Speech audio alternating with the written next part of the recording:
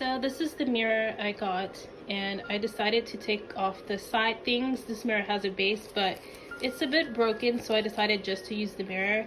I have this applique thing here that I use for the center, and then these applique things that I use for each side, and these Mardi Gras beads. And I just glued that on. It was fairly easy because of the groove that's already there, so I didn't have to really line anything up. And now I'm just going to go and spray paint it gold. I've gone ahead and taped down the mirror part because it's very hard to clean paint off of mirrors, even with paint remover, I've found. So yeah.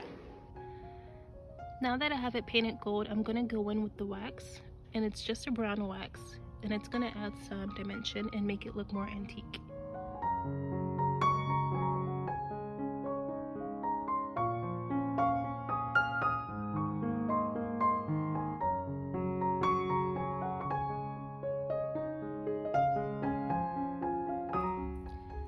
So here it is with the wax finish. It still has to dry for a little bit, but for the most part it is done.